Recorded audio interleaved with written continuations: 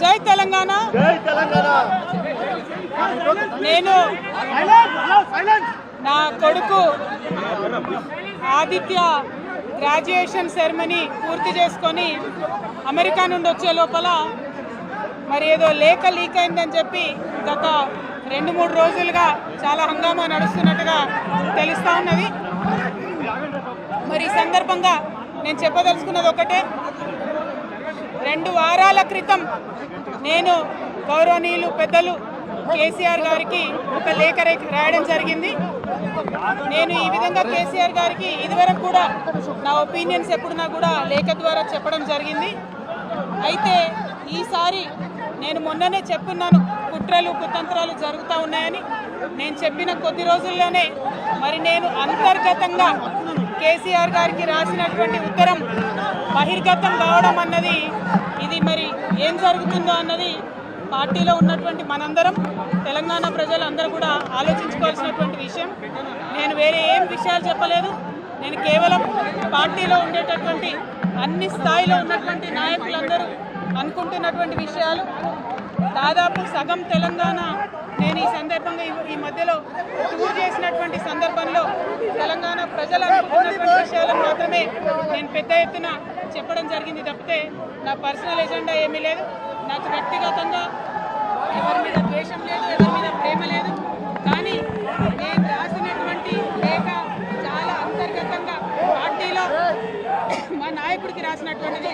అటువంటిది బహిర్గతమైందంటే మరి దాని వెనుక ఉన్నది ఎవరు అన్నటువంటిది ఆలోచించుకోవాల్సినటువంటి సందర్భం. I have return to my father Shri KCR గారు feedback which I got from every stature of the leader from our party and from Telangana people broadly 2 weeks back.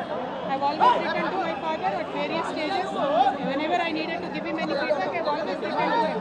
But this time it got out. I believe it is the handiwork of some of the cowards in the party, and the party should decide how to deal with them. I have not written anything negative against KCR garu or the party. To strengthen the party and to work for the people of Telangana. Feedback mechanism is necessary, and that is what I have done. Thank you. Jai Telangana.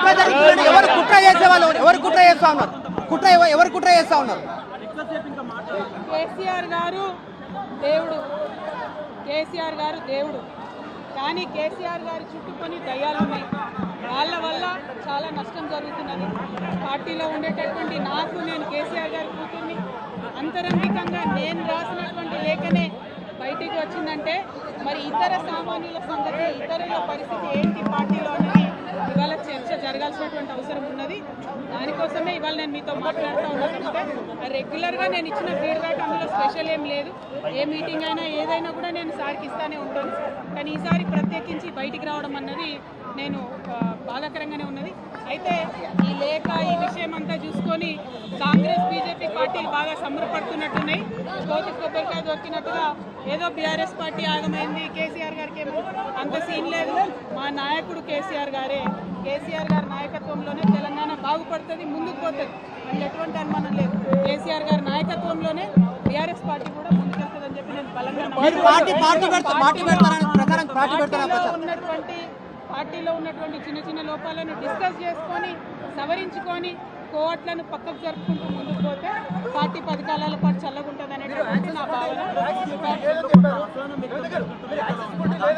BJP కానీ కాంగ్రెస్ కానీ తెలంగాణ ప్రజలకు మొదలుపెట్టింది ఏమీ లేదు. 2 పార్టీలు కూడా తెలంగాణను fail చేసినాయి. ఆ 2 పార్టీలకు కూడా ఆల్టర్నేటివ్ కేసీఆర్ గారి నాయకత్వమే. ఆ కేసీఆర్ గారి నాయకత్వంలోనే తెలంగాణ ముందుకు పోతుందని చెప్పి నేను బలంగా నమ్ముతా ఉన్నాను. Thank you.